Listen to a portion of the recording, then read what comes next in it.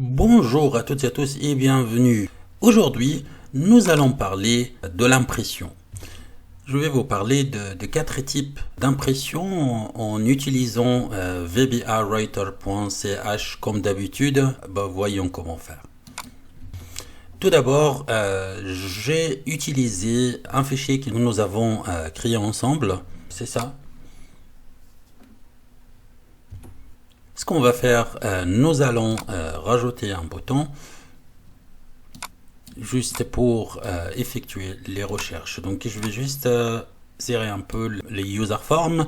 Je vais rajouter un bouton des commandes. Je vais le faire un peu plus grand comme ça, que ce soit visible à l'écran.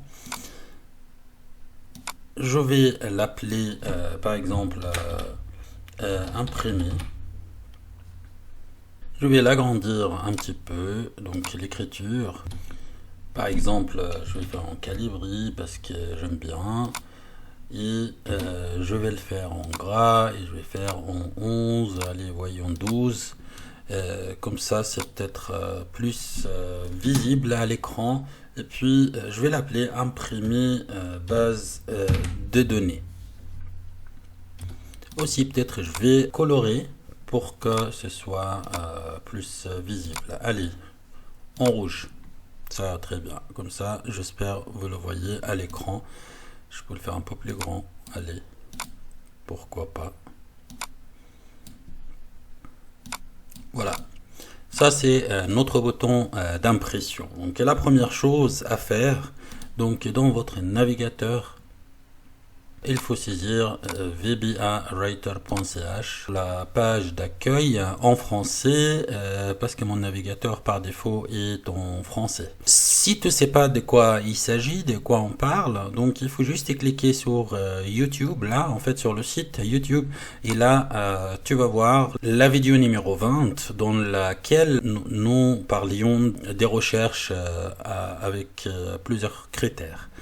Si tu ne sais pas ce que c'est un bouton de commande, text box, les termes qu'on utilise, alors il faudra se référer, regarder la vidéo numéro 12 et la vidéo numéro 13. Maintenant, revenons à notre application. Donc la première chose, donc nous allons actionner ce bouton pour que ça imprime la base de données. La base de données, c'est ça. Donc un tableau normal avec quatre colonnes et je l'ai appelé base données. Donc dans le navigateur, comme on a dit, donc vbawriter.ch, le générateur de code gratuit. Donc pour l'impression, cette fois, nous allons à Load on Sheets, feuille de calcul, on fait Sheets, et puis on va aller dans Impression. Là, nous allons constater quatre types d'impression.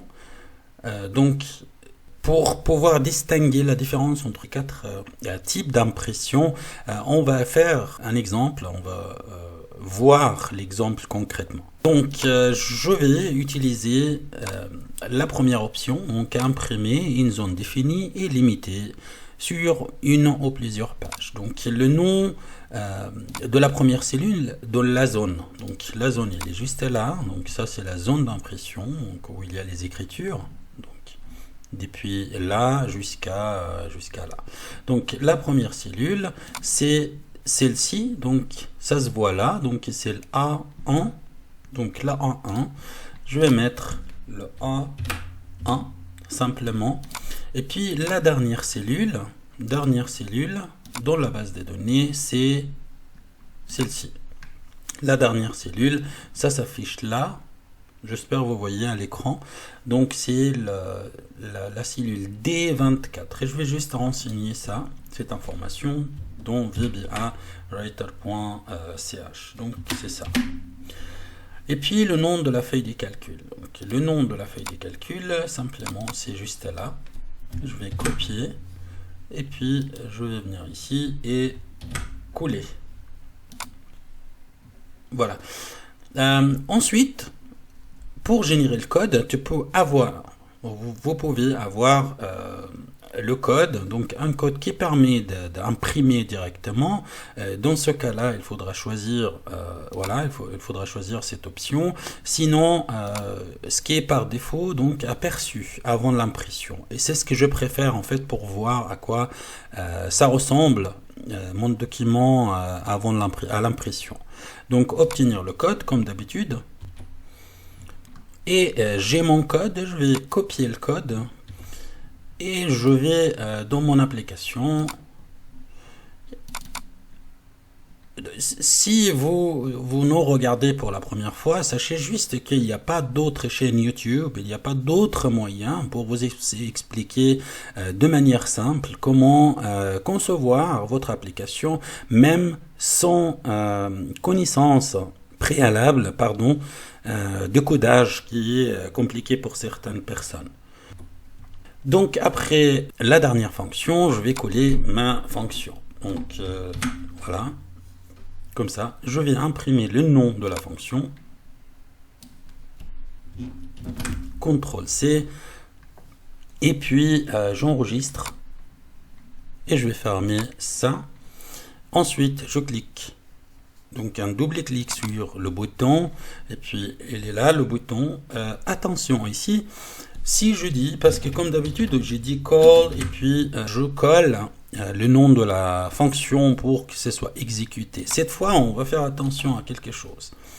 Parce que si j'exécute actuellement, il y aura l'userform qui va s'afficher en premier et en même temps, il y aura l'aperçu de l'impression qui va s'afficher, ce qui va créer un conflit de commandes. Pour éviter cela, je vais juste avant call, avant la commande, je vais juste rajouter un code, donc mis .hide.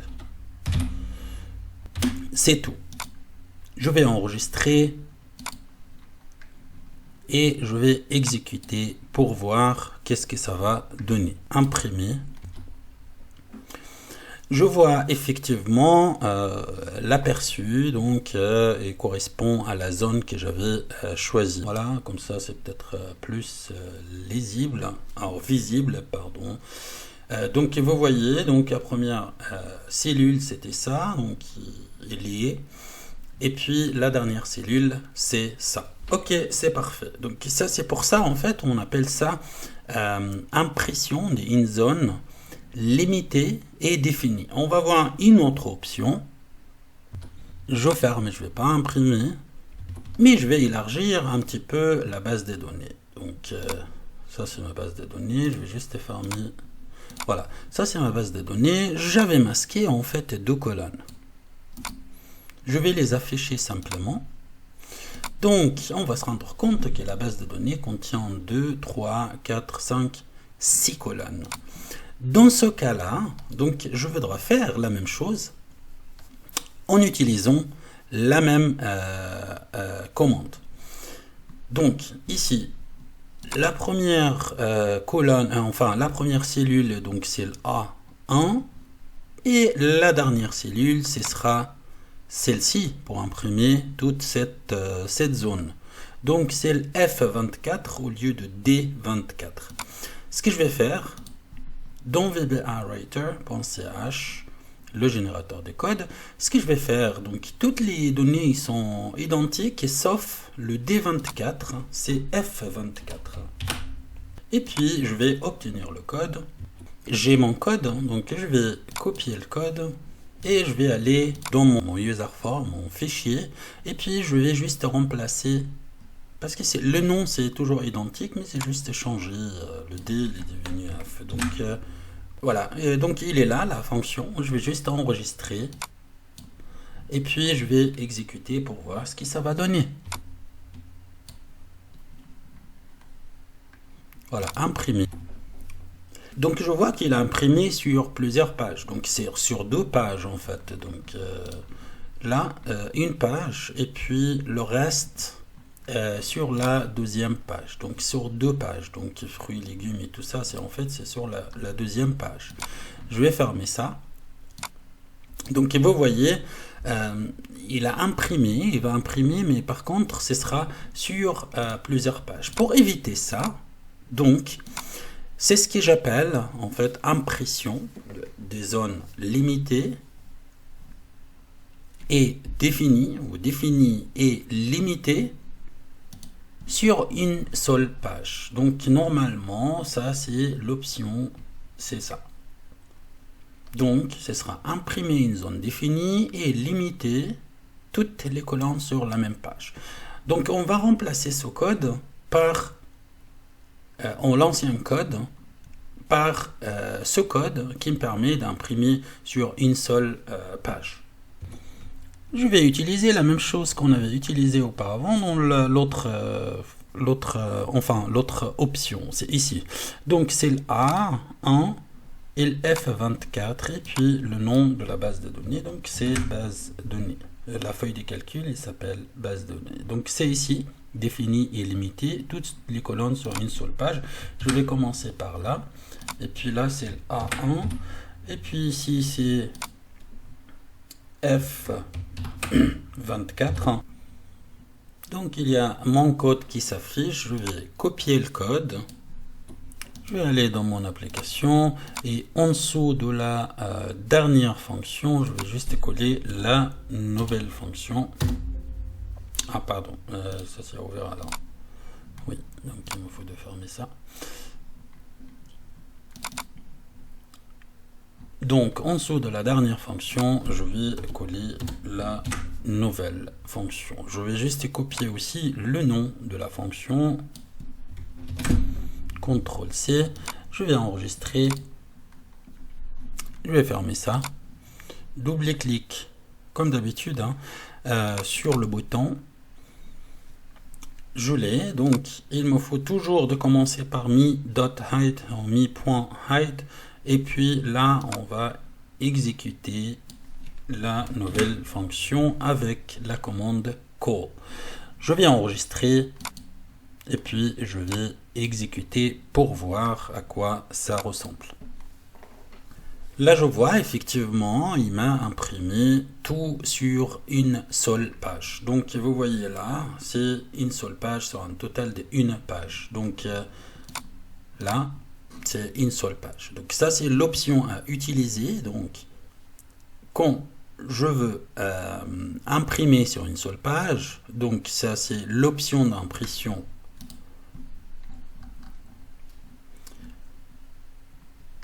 définie, une zone définie, limitée, toutes les colonnes sur une seule page. À savoir, il faut toujours commencer avec le code mi.height. Donc, imaginons maintenant que j'ai augmenté le nombre des lignes. Et là, je vais imprimer. Effectivement, il a imprimé jusqu'à... il a imprimé sur une seule page, effectivement, toutes les colonnes, 1, 2, 3, 4, 5, 6, toutes les colonnes, mais il s'est arrêté jusqu'au 24. Et puis, il va continuer à arrêter jusqu'au 24. C'est-à-dire, en fait, on ne peut pas rajouter, après avoir défini la zone d'impression, on ne peut pas rajouter encore ni de lignes, ni de colonnes, parce qu'il ne tiendra pas compte. Donc, pour éviter ça, comment faire? Donc, ça, c'est la troisième option. C'est pour ça on dit défini et limité. Donc défini parce que je sais quelle zone d'impression, défini parce qu'il y a la première cellule et la dernière cellule et puis ça va pas évoluer. Donc ça restera toujours comme ça. Par contre, je dois travailler avec ma base de données, je dois rajouter encore des lignes, etc. Et ça c'est ce qu'on appelle illimité. Donc c'est une zone définie mais illimitée. Ok, on va voir comment faire ça. Okay, pour la zone illimitée, donc une zone évolutive, donc vous continuez à travailler, vous rajoutez encore des lignes sur votre base de données ou dans votre base de données, et puis quand vous cliquez sur le bouton, il va tenir compte de toute la zone, quelle qu'elle soit. Et c'est ce qu'on dit, en fait, ça c'est imprimer une zone définie mais illimitée sur une ou plusieurs pages. Donc dans ce cas-là, je vais utiliser cette option pour obtenir le code. Donc le nom de la première cellule.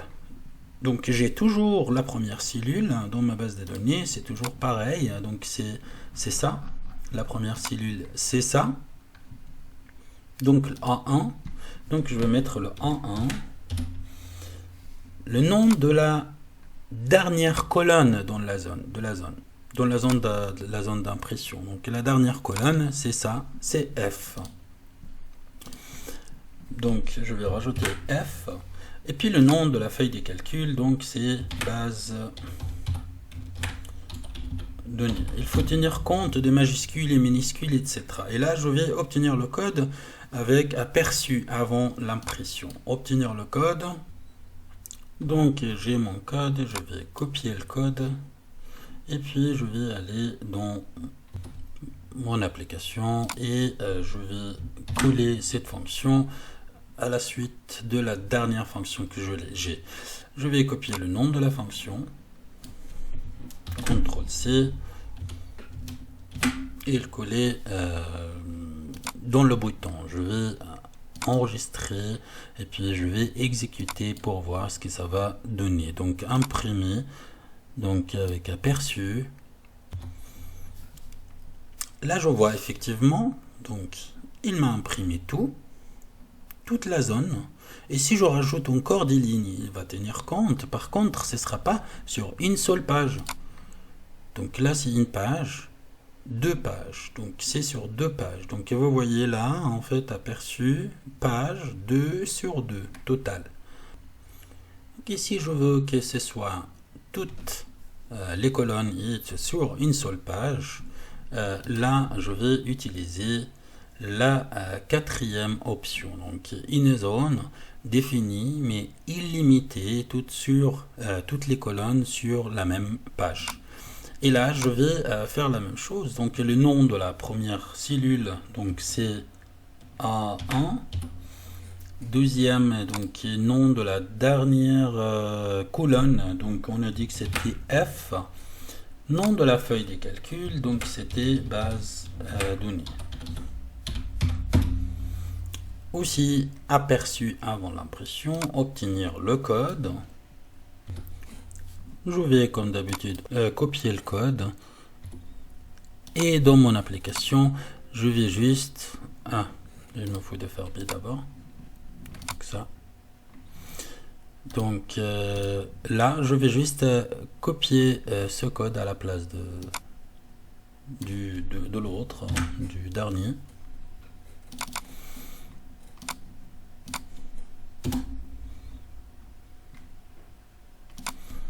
Je laisse un peu d'espace pour que mon travail soit propre, organisé. Et puis là, je vais copier le nom comme d'habitude. Donc à la place de sous-nom. Voilà. CTRL V. Et puis j'ai toujours mis .hide.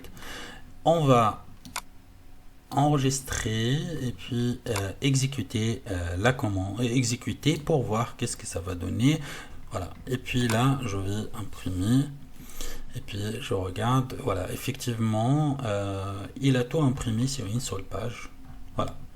Et si vous rajoutez encore des lignes dans votre base de données, puis vous cliquez sur imprimer, il va tout imprimer sur une seule page, quel que soit le nombre de des lignes que vous avez. Donc les colonnes, toutes les colonnes, elles seront sur une seule page, et puis les lignes aussi. C'est à vous donc de choisir. Si vous avez une zone définie et limitée, c'est-à-dire en fait si vous avez une zone donc le nombre, en fait, si vous voulez, le nombre des lignes dans votre base de données, il ne va pas changer, il ne va pas évoluer avec le temps. Ça, on peut l'utiliser quand on exporte un rapport ou bien une facture ou bien d'autres éléments dont la zone d'impression est limitée, il ne va pas évoluer. Ça peut être sur plusieurs pages si ça dépasse une page, ou ça peut être sur une seule page, mais si ça dépasse, ça viendra sur plusieurs pages, votre zone, qui ne changera pas. Et là, vous pouvez utiliser cette option, donc imprimer une zone définie et limitée. Si vous voulez que ce soit sur une seule page, donc définie, limitée, c'est-à-dire ça ne va pas évoluer, le nombre de vos colonnes, mais vous voulez que ce soit sur une seule page, donc les données vont changer.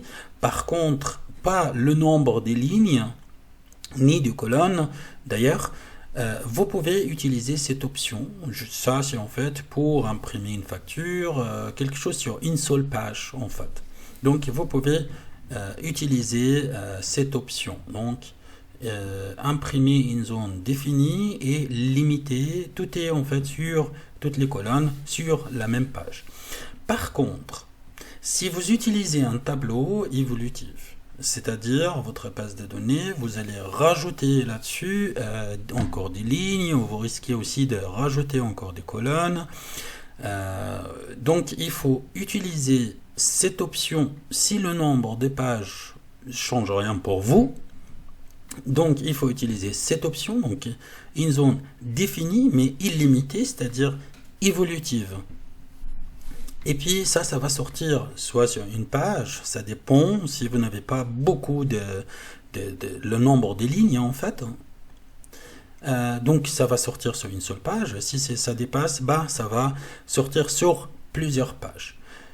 Si vous voulez que ça apparaisse, donc c'est une zone ou un tableau évolutif, donc le nombre de lignes change, ça augmente, mais vous voulez que ce soit imprimé sur une seule page, donc c'est la quatrième option. C'est ce qu'on entend par une zone définie et illimitée. Illimitée, c'est-à-dire évolutive, c'est-à-dire le nombre change, ça augmente. Aujourd'hui, nous avons terminé avec ces explications donc, sur l'impression. À la prochaine vidéo, nous allons voir quelques exemples de comment imprimer les données pour créer votre facture et puis comment aussi convertir vos données en QR code, au code QR. Aussi, je voulais en fait répondre à une question importante. Nous avons traduit notre site internet en anglais. On m'a posé la question si c'était parce que c'est devenu en anglais, on va laisser tomber la langue française. Bien sûr que non. J'ai répondu comme quoi en fait donc la traduction, on rajoute encore des langues, donc anglais et puis par la suite c'est la langue arabe qu'on va rajouter et puis ensuite on va voir pour rajouter espagnol et italien. Et puis on va continuer au max, donc la langue turque aussi, donc c'est prévu. L'idée en fait c'est de traduire pour rendre service à tout le monde, surtout dans les pays un peu moins riches en fait que l'Europe, qui peuvent acheter leur logiciel. Par contre dans ces pays ils peuvent maintenant à l'aide de cet outil, de notre outil, concevoir leurs applications qui peuvent les aider soit dans leur travail ou études ou entreprises, etc. en fait. Donc ça, c'est on espère rendre service à nos frères et sœurs partout en fait dans le monde, quelle que soit leur langue. Je vous remercie beaucoup de votre suivi et je vous dis à toutes et à tous à la prochaine vidéo. Bonne soirée. Au revoir. Au plaisir.